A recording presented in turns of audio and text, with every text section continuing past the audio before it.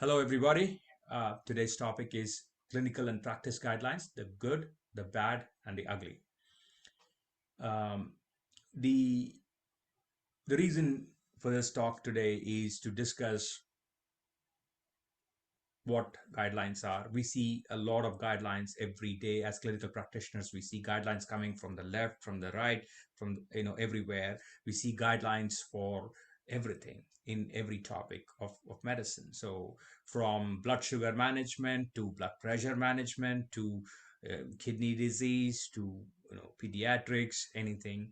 So when we see those guidelines, what do we do with them, and how do we put those guidelines into good use for us, and how do we apply them to our practice? So that's the kind of purpose of this talk, and this talk is useful across the board to all specialties, to pediatrics, to anesthesia, to gastroenterology. It doesn't matter, as long as there are guidelines in any field of medicine. This talk should be applicable. I hope I can make it interesting for all of you, for every single field of medicine. So let's get started. Clinical and practice guidelines, the good, the bad, and the ugly. And the name itself should suggest uh, I'm trying to play.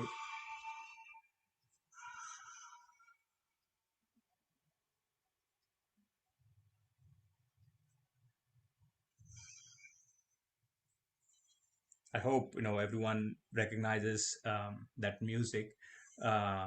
That is from the movie The Good, the Bad, and the Ugly. I'm a big fan of movies, so that's where the music is from. So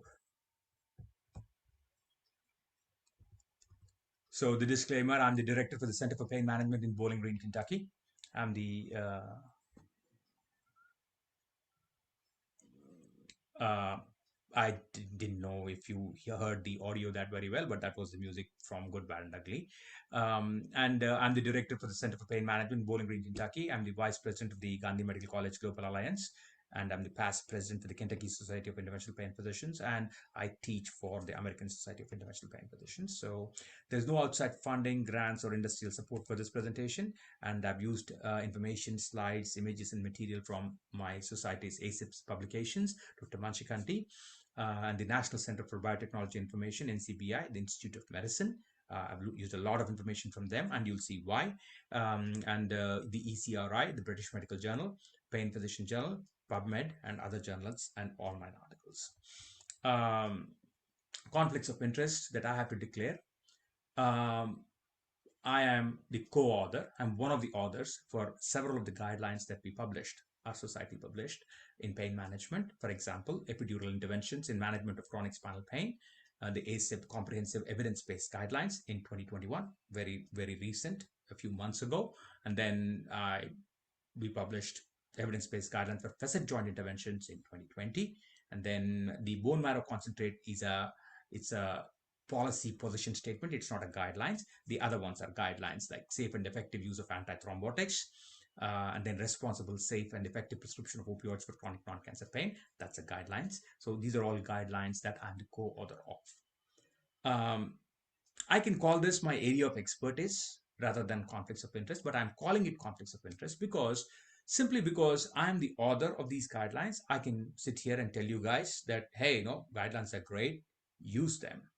But that's not what the talk is about, right? This talk is about the good, the bad, and the ugly of the guidelines. So we're going to talk what's good about guidelines, what's bad, and really what is ugly about them, right? So that's why I call this conflicts of interest. I I always start off my talks with very famous composition of the Vagyayakara Tyagaraja, Endaro Mahanubhavulu Andariki Vandanamu. It's one of his Pancharatna Kritis. People who understand Telugu will understand this, and for the Telugu challenged people, it's several great people. I bow to each one of them. I like the Kirtana itself. I like the sentiment expressed in it. So for the talk, the objective of this talk is to define and describe guidelines. So we'll talk about what guidelines are. We'll define them first. right? Then to define and describe trustworthy guidelines. So what are trustworthy guidelines? And I've taken the definitions from Institute of Medicine. I'll tell you why. To discuss the merits and demerits of guidelines, the good, the bad, and the ugly of guidelines, right? To discuss the application of guidelines in clinical practice. So how do we apply these guidelines in our clinical practice? So I've structured the talk in this. We'll do the introduction topic, and then we define the guidelines as per Institute of Medicine, and we'll talk about two different definitions and how those definitions evolved with time, and the clinical practice guidelines that we can trust, clinical practice guidelines, the good, the bad, and the ugly, and then finally applying the guidelines to clinical practice. That's how this talk is going to be structured. So let's start off with introduction. So we as health practitioners, both here in the United States and around the world, right? We understand that healthcare must be based on a combination of scientific evidence, knowledge gained from clinical experience, and patient value judgments and preferences. So we understand that. We know that now. So the clinical practice guidelines that we see should reflect this understanding, right? But they reflect this understanding only when they are developed via a transparent process by a group of multidisciplinary experts, including patient representatives, screened for minimal potential bias and conflicts of interest. That is very important, right? So when the guidelines are being developed, the developing people, the people developing them, should have very minimal conflicts of interest and supported by a systematic review of evidence, right? That's what guidelines are about, systematic review of evidence, right? So the guidelines, rather than dictating one size fits all approach to patient care, guidelines should aid us and patient decision making by clearly describing and appraising the evidence and reasoning regarding the likely benefits and harms related to specific clinical recommendations. So guidelines should be able to help us make clinical decisions by being very clear about what they mean and what they say, right? So let's start with the definitions of guidelines. And I'm going to go with the Institute of Medicine's definition of guidelines. In 1990, they published a paper called Clinical Practice Guidelines Directions for a New Program. And we'll talk about that, why they published it. But according to that particular paper, they defined guidelines in 1990 as clinical practice guidelines are systematically developed statements to assist practitioner and patient decisions about appropriate healthcare for specific clinical circumstances, right? That was their definition in 1990. With time, in 2011, they published another big report called Clinical Practice Guidelines We Can Trust. And their definition by that time had changed. And the new definition they gave was clinical practice guidelines are statements that include recommendations intended to optimize patient care that are informed by a systematic review of evidence and an assessment of the benefits and harms of alternative care options. So there's a big difference in these two definitions, as you can see, evidently. And so let us see why there's a difference and how this came about. To understand that, we need to go back in time and look at the timeline of how things happened. In 1970, the Institute of Medicine was established by National Academy of Sciences, which in its turn has a congressional charter to be an advisor to the government, right? So in 1865, the federal government of the United States established the National Academy of Sciences as an advisor to the federal government, right? That is their charter. And eventually in 1970, that National Academy of Sciences established the Institute of Medicine. So that's where the Institute of Medicine comes from. That's why it is important, because it has a federal charter in the United States, right? So, and to identify issues of medical care, research, and education.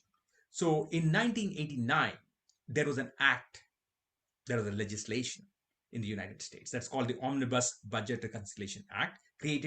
That act created the Agency for Healthcare Policy and Research. All of us across the world know what that institution is, right? It's the Agency for Healthcare Policy and Research. Now it has changed its name to Agency for Healthcare Research and Quality, AHRQ, right? So that agency contracted with Institute of Medicine for expert advice. And that's when the Institute of Medicine published the first report called Clinical Practice Guidelines Directions for a New Program. That's when they gave us that definition in 1990, right? And then subsequently, they started publishing more and more reports almost every 2 to 5 years. In 1992, they published guidelines for clinical practice from development to use. That expanded on the 1990 report, right? And then 1995, they published another report setting priorities for clinical practice guidelines upon the direction of Congress. So again, they had a congressional mandate, which means that it was the law of the land in the United States in 1995. But by that mandate, they published another report setting priorities for clinical practice guidelines, right? And then eventually in 2008, they published another report, Knowing What Works in Healthcare. That's an excellent report by the Institute of Medicine, a roadmap to the nation. They gave us a roadmap of what works in healthcare. In that, they discussed the current status of clinical practice guidelines. They discussed at length what was the status of the clinical practice guidelines at that time, right? And they gave a long report. We're going to talk about it here in a second. 2009, they published another report. The Institute of Medicine published another report, conflict of interest in medical research education and practice, that addressed the conflicts of interest specific to guideline development. So they made it very clear in that report that when somebody is developing guidelines, they should not have conflicts of interest, right? So that's what they stressed on in that report. So finally, like I said, in the report that they published in 2008, it was a pretty damning report about guidelines. And what they found was many guidelines suffer from limitations in the scientific evidence base and also shortcomings in the guideline development process. So they said that they fall short in by both means. One is the scientific evidence base is limited, and the guideline development process also there are some issues, right? So limited evidence base is absence or paucity of studies on relevant topics and variable quality of studies. So they said that, look, there's not enough studies for when a guidelines is published, they're not basing that on enough studies. There is dearth of studies, or even the studies that are available, the quality is variable. So that's what they said about the limited evidence base, right? Many guidelines then do not address or apply to a significant number of patients, right? Like, for example, patients with rare conditions, patients with comorbidities, and the socially and economically disadvantaged. So many guidelines do not apply to them. Well, if guidelines do not apply to a set of patients, then what good are the guidelines for, right? So that's the point that they were trying to make. And then quality of many guidelines is diminished by the process used to develop them. So like we said, they said that there were shortcomings in the development process of the guidelines itself. So what are those shortcomings? Panel formation without attention to conflicts of interest. So there were a lot of panels of the guideline development group, that's called the GDG, guideline development group, right? For example, we wrote the guidelines for facet interventions. We wrote the guidelines for opioids in chronic non-cancer pain. So I was a member of the guidelines development group.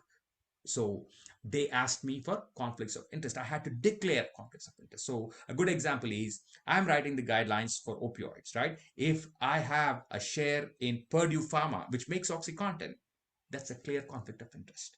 So I'm writing guidelines how to use opioids, and I have a financial interest in a company that produces the opioid. That's a clear conflict of interest. That's one example I'm giving you. There is plenty of examples for any other guidelines development group. So let's say a guidelines development group is developing guidelines for what a hemoglobin A1C should be for an average person. So whatever that is. So then the 6.5, let us say, throw a number at it. So then if the guidelines development group, one of the panelists who are developing guidelines has a financial stake in a company that makes blood sugar lowering drugs, whatever it is, Ozempic, this, that, and the other.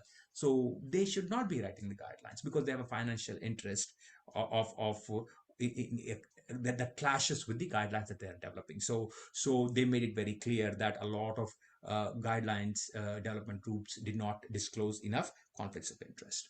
And then lack of transparency, balancing bias, right? Not including all stakeholders. So if you don't include all stakeholders in the guidelines, then you're not doing justice to it. So, and that includes patient representatives. So you have to include patient representatives because you have to know what values they come with, right? So guidelines is all about knowing and understanding patient values as well. So if you don't include patient stakeholders, patient representatives, then you're missing out, right? And then research methodology. So research methodology should also question. And even today, there are so many reports coming out about even the Pfizer vaccine that was developed recently. The BMJ published, just yesterday, that the research methodologies were not appropriate. So those are all the things that in 2008 IOM told us. So ultimately, what happened was these evidence deficiencies and process deficiencies led to a plethora of often conflicting recommendations produced by multiple organizations and little means for us, for the users, for the end users to evaluate the quality of the guidelines and identify the most trustworthy guidelines. So the end users were confused because there was a plethora of guidelines. One society said this was the hemoglobin A1C that they wanted. Another society said the hemoglobin A1C was this that they wanted. I'm just throwing an example, systolic blood pressure. Take another example. So one society said this is what the systolic blood pressure should be, 150 or something, and the other society said no, it's not 150, it's 140. So there was so conflicting recommendations produced by different societies. So knowledge of which guidelines are based on high quality scientific evidence and employ desired standards of development is important for us as guideline users. We need to understand, which guidelines are based on good, high quality evidence, right? And which guidelines employ desired standards of development, right? So then the Congress came in. The Congress of the United States came in and they gave a mandate, a legislative mandate. The US Congress, through the Medicare Improvements for Patients and Providers Act, MIPA, most of us here in the United States know what MIPA is, right? It took steps to implement two recommendations of IOM. So the IOM report, Knowing What Works in Healthcare in 2008, gave plenty of recommendations. Of them, the Congress took two recommendations, right? And that's where we got the clinical practice guidelines we can trust. That's where we got this from. So IOM published, the Institute of Medicine published clinical practice guidelines we can trust. So this is upon the direction of the Secretary of the Health and Human Services, HHS, through the Agency of Healthcare Research Quality, AHRQ. The IOM in 2011 formed a committee. They formed 2 or 3 different committees. One of the committee, they published the clinical practice guidelines we can trust. So they tried to give us a report and say what practice guidelines can we trust. That's what they meant by this, right?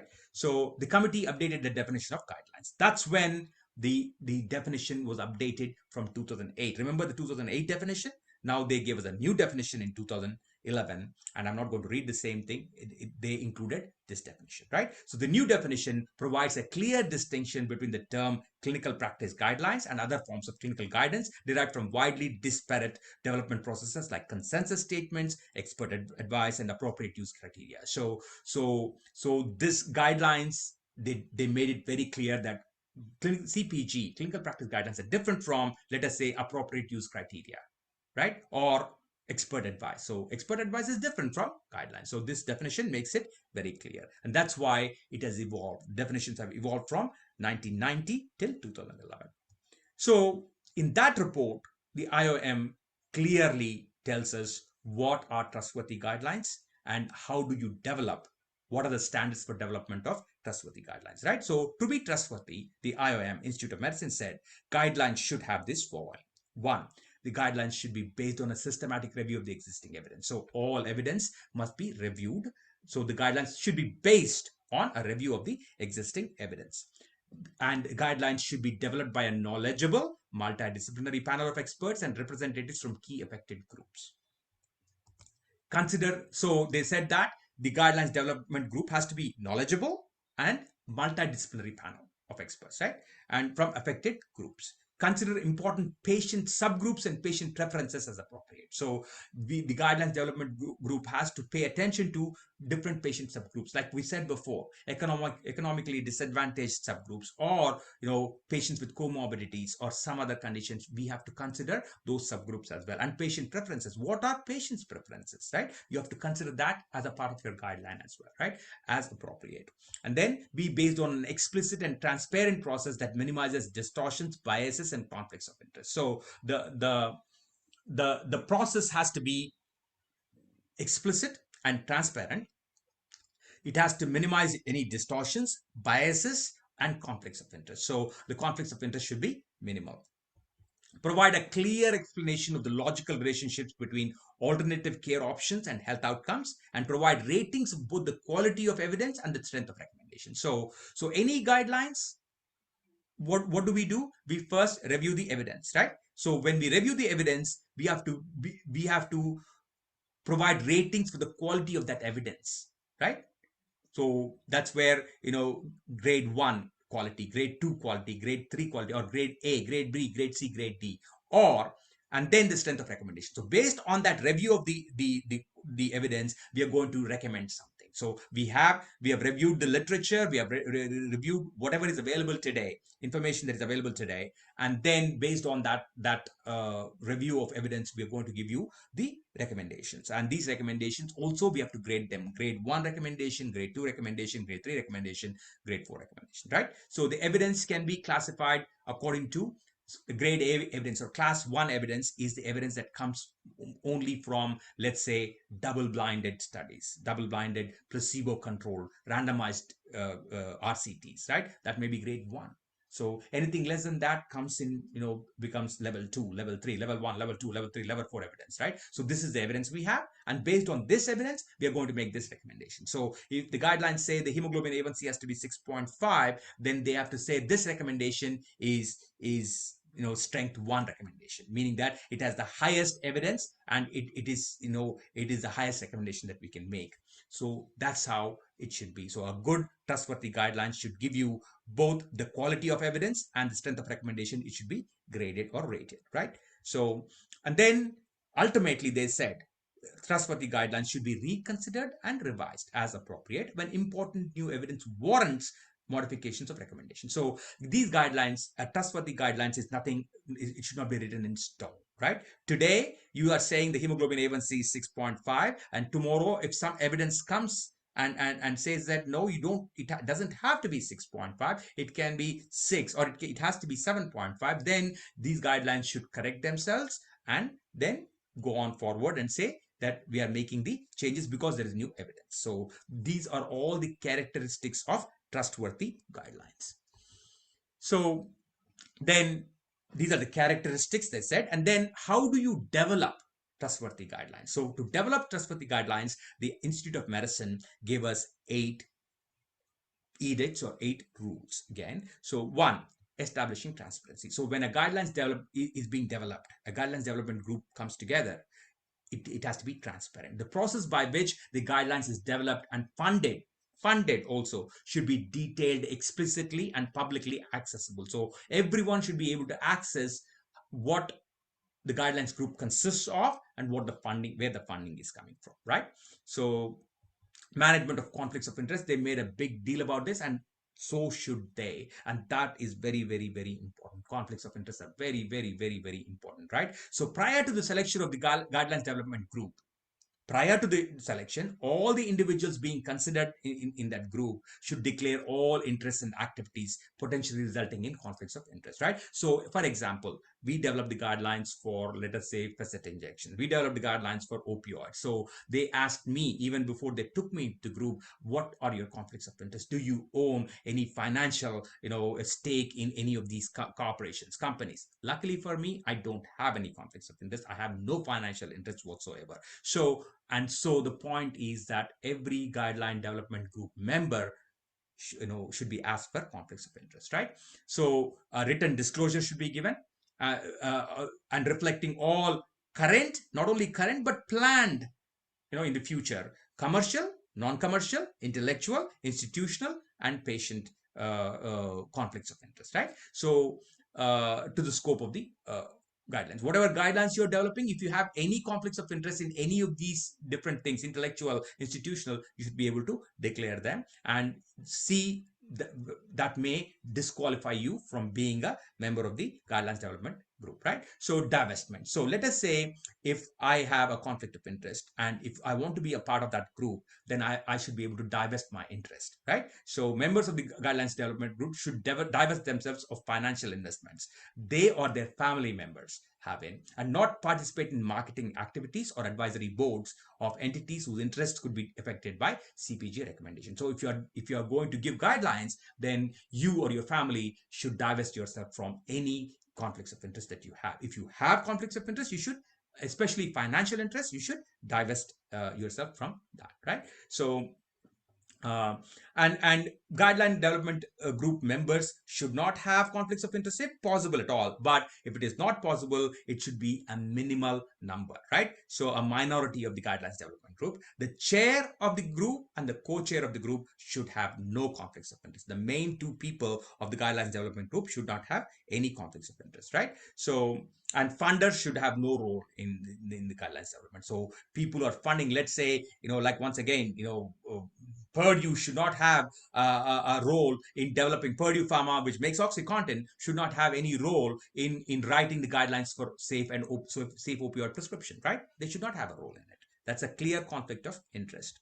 So, and then the composition of the guidelines development group has to be multidisciplinary, balanced, comprising a variety of methodological experts and clinicians and populations expected to be affected by the guidelines, including a current patient and a former patient. So you have to include a current patient and a former patient among the guidelines development group, and a patient advocate or patient consumer organization representative. So it has to be multidisciplinary and it has to represent all sorts of practices. A good example, again, coming back to the guidelines that we wrote for, let's say, opioid prescription. So on one hand, I was one of the 40 members of the guideline development group, right? One. So I am a sole individual, one practitioner, one provider, only one provider, one practitioner in my group. I, me, and myself, single practitioner group, small group, pain management group in Bowling Green, Kentucky.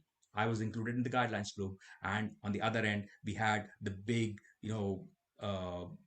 UCLA group of physicians practicing in California in a university setting. There, a member from that group was included into the group. So even the practitioners, there was diversity. So meaning that one small practitioner, one large group practitioner, one middle practitioner, and then we included patients, previous patients, patient advocates, and stuff like that. So that they insisted on that.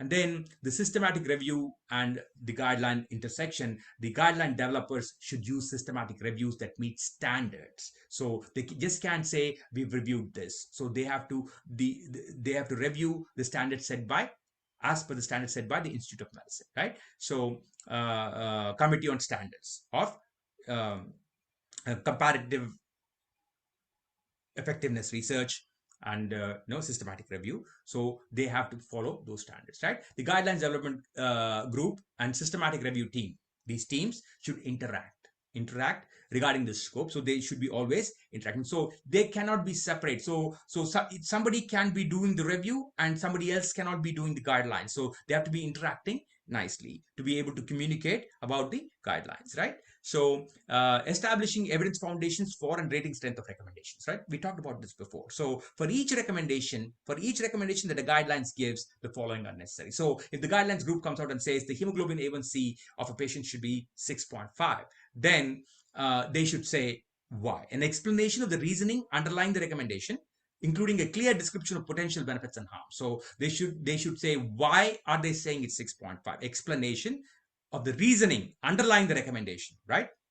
Including a clear description of potential benefits and harms, a summary of relevant available evidence, all evidence, a summary you should give them, and also evidentiary gaps. If there's gaps in evidence, you have to give those gaps as well. So why you don't have evidence? Why don't you have a randomized controlled trial, a placebo controlled trial? If you don't have one, you have to explain why you don't have one, right? Description of the quality, quantity, and consistency of the aggregate available evidence. So you have to be able to say what is the quality of evidence, what is the quantity of evidence, and what is the consistency of the available evidence, right? And then explanation of the part played by values, opinion, theory, and clinical experience in deriving the recommendation. So not only the evidence, but what part did the experience of clinicians play in that recommendation? What part of the patient values played in that recommendation? So you have to explain that as well, right? A rating of the level of confidence of the evidence underpinning the recommendation. So rating of the evidence, we talked about it, right? Grade 1 evidence, grade 2 evidence, so what is the kind of evidence you're basing that recommendation on, and the rating of the strength of the recommendation, right? Strength of recommendation, right? Level 1 recommendation, level 2 recommendation, level 3 recommendation. So what is the strength of the recommendation? Description and explanation of any differences of opinion regarding the recommendation. So if there are differences of opinion within the guidelines development group about a recommendation, then those differences of opinion also have to be given out. So, and then finally, articulations of recommendations. So, how do you articulate the recommendations? It should be articulated in a standardized form. So, all guidelines should have a standardized form, and they should articulate it in a standardized form, and detailing precisely what the recommended action is. So, if you're saying the hemoglobin A1C is 6.5, then you have to detail precisely what the action is, and then under what circumstances it should be performed. So, and then finally, before the guidelines are published, an external review has to be done, right? The external review has to be done by a different set of experts than the ones that are writing the guidelines. So, external review is very important, and external reviewers also should comprise a full spectrum of relevant stakeholders, including scientific and clinical experts, organizations, agents, patients, and representatives of the public. So, the external review has to be performed by a different set of people, different set of experts, all coming from again the same groups again, but different set of experts. And the guidelines development group should consider all of their comments and keep a written record of them. And if you are implementing their recommendations, you have to say why you're implementing them. And if you're not implementing a reviewer's recommendation, you have to say why you're not implementing them, right? So then finally, updating, we talked about it before. So guidelines are not written in stone. So they should be, literature should be documented continuously, monitored regularly following the guideline publication to identify the emergence of new potentially relevant evidence and to evaluate the continued validity of the guidelines. So the guidelines may get old, and today what a good guideline is, tomorrow it may not be a good line, it may be a good guideline, it may be a bad guideline. So why? Because new evidence has come up, and the evidence says that what you said may not be true anymore, right? So we have so many examples. We have cholesterol levels, we have systolic blood pressure, we have diastolic blood pressure that's been changing so many times, right? Because new evidence comes through. So these are the 8 ways of developing trustworthy guidelines, is what the Institute of Medicine said in their report. So that's what trustworthy guidelines are. So we talked about the definitions of guidelines, we talked about what trustworthy guidelines should be, right? Now let's talk about the good, the bad, and the ugly about guidelines, right? So what is the ugly part of the guidelines? That's the ugly part, right? That's, you have your ugly. So the ugly is, who or what can we trust? That is the question that all of us have to ask. Who can we trust? And that is the same question that Sean Connery in Untouchables, right? Jimmy Malone, he plays the cop, the honest cop. He asks Kevin Costner, who do you trust? That's the question he asks. And before Kevin Costner can answer, he says, nobody. And that seems to summarize the answer to our question. Who can we trust? Nobody. Nobody. And that's not just me saying it, it's eminent, prominent people saying it. For example, Marsha Angel, right? She said in 2009, it is simply no longer possible to believe much of the clinical research that is published or to rely on the judgment of trusted physicians or authoritative medical guidelines. And she says, I take no pleasure in this conclusion, which I reached slowly and reluctantly over the 2 decades as editor of the New England Journal of Medicine. Damning statement about guidelines, about evidence, right? So, and then Richard Horton, editor-in-chief of Lancet, right? Another famous journal. The case against science is straightforward. Much of the scientific literature, perhaps half, may simply be untrue, afflicted by studies with small sample sizes, tiny effects, invalid exploratory analysis, and flagrant conflicts of interest, together with an obsession for pursuing fashionable trends of dubious importance. Science has taken a turn towards darkness. Another damning statement about evidence and guidelines. So that's the ugly part of it. Who can we trust? Nobody. So by definition, clinical practice guidelines are evidence-based. So what do we have to say about evidence-based medicine? Again, not me, but experts are saying there is no evidence and unlikely to ever be that evidence-based medicine provides better medical care. And evidence-based medicine is simply following its own political agenda. This is by Goodman in 1999, right? So, and then evidence-based medicine assumptions are absurd. Pretty damning statements about evidence-based medicine, right? So, and then That's the ugly part. The funny part of this is you got to read this. This is a Skeptics Medical Dictionary, by Michael O'Donnell. Very funny book. And he says evidence-based medicine is perpetuating other people's mistakes instead of your own. And clinical experience is making the same mistakes with increasing confidence over an impressive number of years. So funny, but true. So I would encourage everyone to read the Michael O'Donnell's Skeptics Medical Dictionary. So that was the ugly part. So really, who can we trust? Nobody. Well, what's the bad part then? The bad part, that's the bad, right? The bad part is, remember the Institute of Medicine came out in 2008. They said that, 2011, they said that we are going to give you some guidelines. We are going to actually tell you which guidelines you can trust, right? Trustworthy guidelines. They gave us all the, how do you develop the eight ways of developing trustworthy guidelines, and what are the criteria of the trustworthy guidelines. They gave us all that. Great, wonderful, right? Or can we trust that? Then can we trust the report that IOM gave us, right? So, and this group did a study on this, one group, and they published it in this Rhode Island Medical Journal. And what they did was, this group investigated the adherence of these IOM guidelines to its own standards. So they checked if IOM stuck to its own guidelines in giving us those guidelines, right? So they're checking that. So what they found was the IOM passed two of its own standards. They gave us 8 standards in the eight standards of development, remember? And out of that, it only passed 2 of its own standards. It partially passed 2 others, and then failed to pass 4. So I'm not going to read each one of them, but out of the 8, they only passed 2. They partially passed 2 and failed to pass 4. So basically, the report, this group said that the IOM, the Institute of Medicine standards for the development of clinical and practice guidelines, do not meet their own criteria of trustworthiness. So that guidelines themselves are not trustworthy. So that's the bad part of this. So we have the ugly part, we have the bad part. Well, do we have a good part?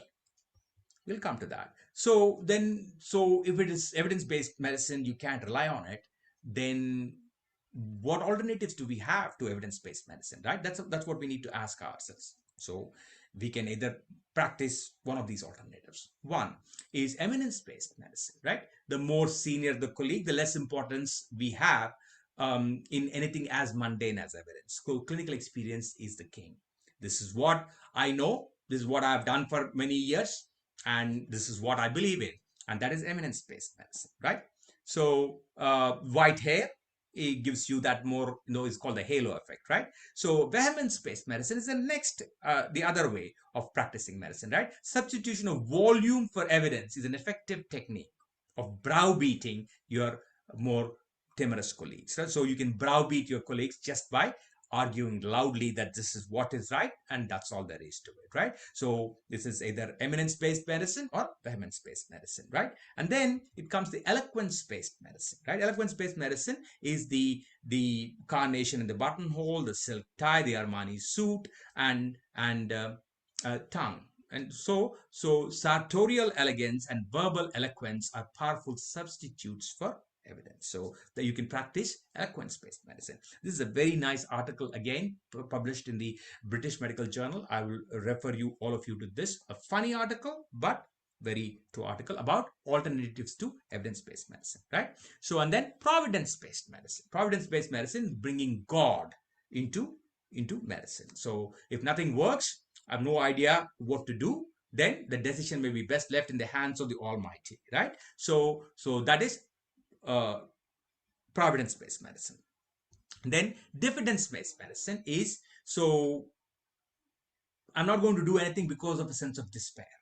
So I don't know what to do, and I don't want to do it, right? So that's diffidence-based medicine. Then nervousness-based medicine is a little different. Diffidence-based medicine is different from nervousness-based medicine. Nervousness-based medicine is what you do everything because you're afraid of a lawsuit. So you're going to order 100 tests, right? 100 tests.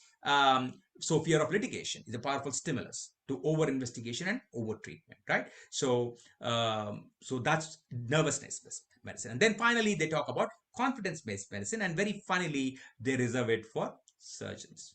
Restricted to surgeons, a very funny take of it, but they say it is restricted to surgeons. They are very confident in doing what they do. They just come in, they cut, and that's confidence-based medicine. So once again, I will point you to this article. This is the article that they gave the alternatives to evidence-based medicine, and there is one other alternative that I'm going to add today is Google-based medicine. Right? Google-based medicine is, you can practice that. You can just type search and you'll find some. So that's called Google-based medicine as well. So I'm going to add one more alternative. So, but looking back at these alternatives, none of them are really good. So these are the alternatives you have, but none of them are good. So that's the ugly and the bad part of guidelines or evidence-based medicine, right? So now, is there a good part? Yes, there is a good part. Then we are coming to the good part, which is the final part of my talk. The good part of this. So there's always Clint Eastwood, right? Good. So um, so the good part is that this is another article published by Sackett, and he puts it very nicely when he says that evidence-based medicine is the conscientious, explicit, and judicious use of current best evidence in making decisions about the care of individual patients. Right? The practice of evidence-based medicine means integrating individual clinical experience with the best available external clinical evidence from systematic research. So he marries both the clinical experience that you have and integrating it with patient values and also integrating it with the evidence that we have. So that marriage between these three things is the appropriate way of using evidence-based medicine, right? So these three circles, when they come together, individual clinical experience, that is your experience, best external evidence, systematic reviews, which the guidelines should be based on, and then the patient values and expectations, when they come together, that is where you practice evidence-based medicine. It's called the EBM triad. So that's the good part of it. So coming from a background in India and coming from the knowledge systems that I know, and most of my audience probably will be Indian physicians. So we have the unique advantage of applying those knowledge systems in our clinical practice. And that's where, so we talked about what the definition of guidelines, what trustworthy guidelines are, and what the good, the bad, and the ugly of the guidelines are. And then finally, how do you apply those guidelines to clinical practice? And like I said, as a person of Indian origin, we have our knowledge systems which are there from ancient times.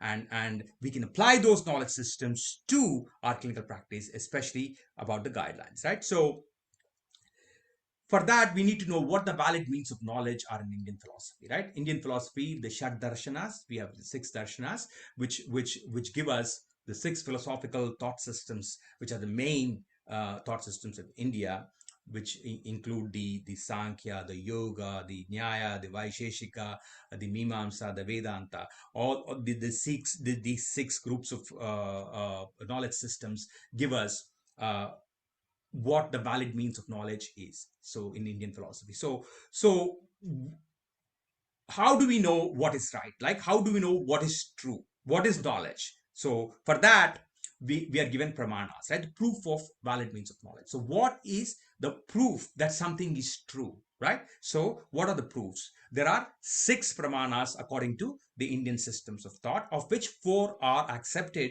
universally by most of them. Some schools of thought accept only one, some schools accept two, some schools accept three, some schools like Nyaya accepts four, and we are going to talk about the four pramanas that we have, right? One is pratyaksha, right? Pratyaksha is perception. So accepted by all Indian schools of thought. Everyone accepts pratyaksha. What is pratyaksha? In our context here is clinical experience, right? What you see is what you believe, right? So that is clinical experience. So let's say you have done an intervention to the patient. So you have done something, or you've given a medication, or you have done an intervention and you see the result of it. That's pratyaksha. You've observed it with your own eyes. You don't need any convincing about that. That is pratyaksha. That is the highest form of pramana in our systems of thought. So it's the highest form of pramana. So they put clinical experience as the first pramana, right? So then, but that's not the only valid means of knowledge, right? That's not the only valid means of knowledge. Anumana is the second, right? Inference. So inference is the second. So a good example is Where there is smoke, there is fire. So you're looking out of your window, 2 miles away, you see smoke coming out. Then you say, oh, there must be a fire. Did you see fire there? You did not see fire there, but you see smoke coming out, so you infer that there is fire. And that is Anumana. And we use Anumana every day in our clinical practice, right? Because of this, it is this. So that is Anumana. So you have Pratyaksha, your clinical experience, you have Anumana, and then you have Shabda. That is the testimony of past or present reliable expert. Shabda is guidelines. If some expert is telling you, that is Shabda, right? That is exactly Shabda. So if somebody is giving you guidelines to follow, that is, you can take it as a valid means of knowledge because they're experts and they're telling you that, and that's why it's Shabda, right? So it's the same thing, like, if somebody tells you fire is hot, don't put your finger in it, you'll burn yourself. That is somebody telling you. That is Shabda. You have to listen to him. If you don't listen to him, you can always have your own Pratyaksha. You can put your finger in the fire and find out that it burns. That is Pratyaksha. That is clear. You found out on your own that the fire burns you. But is that always necessary? No. You have somebody telling you that it burns you, then though you can take their word. It's the same thing as guidelines, right? Shabda. Upamana is analogy, examples, right? Examples. So, good example, if somebody has not seen a wolf, you tell them, the wolf looks like a German Shepherd dog, right? And then when they go out in the wild, they see something like a German Shepherd, they identify it as a wolf. Same thing. We do it every day in our clinical practice. So these are the four means of knowledge that we can apply every day. And in fact, we do apply every day. Knowingly or unknowingly, we apply these four means of pramanas, right? These are all derived from our Indian systems of thought. And there are two more pramanas, Anupalabdhi and Arthapatti, which, Anupalabdhi is non-existence, and then Arthapatti is postulation. So we use those also, but these are the four main ones that are accepted. So we can use all these pramanas to apply to our clinical practice. So ultimately, when you come to the guidelines, so what do we do now? So when we see guidelines, what do you do? First read the guidelines, right? First read the guidelines and then evaluate if they meet the IOM standard for trustworthy guidelines, because the IOM, the Institute of Medicine, has given us some standards, right? So at least take this guideline that you're reading and compare it and say, okay, does this meet at least a few of the criteria of the Institute of Medicine, that they have given us some trustworthy guidelines? So does this guidelines meet that, standards or no? And then integrate the recommendation, the guidelines, then take the recommendation, the guidelines, and integrate it with your clinical experience. So what is your clinical experience of your population, your subgroup of patients? So integrate those guidelines with your experience and expertise, and then finally your patient values and expectations. So coming back to the 6.5 hemoglobin A1C, the same thing. 6.5 cannot be good for every single patient of yours, right? So what is your clinical experience about it, and then what are the patient values and expectations? So you integrate those guidelines with these. So when you do this, you are getting the best out of the guidelines. So finally, I leave you with this one sure short way. If nothing works, like let's say, if none of these things work, there's one sure short way that I will recommend, is the Hyderabadi way, right? The Hyderabadi way. I'm from Hyderabad, so Hyderabadi way. So it is Sabka Sunna Na Karna, right? So for the Urdu challenge, for the Hindi challenge, listen to everyone, do what you like, right? That's what we do. So that's the Hyderabadi way. Thank you so much. And any questions, you can always email me. Thanks.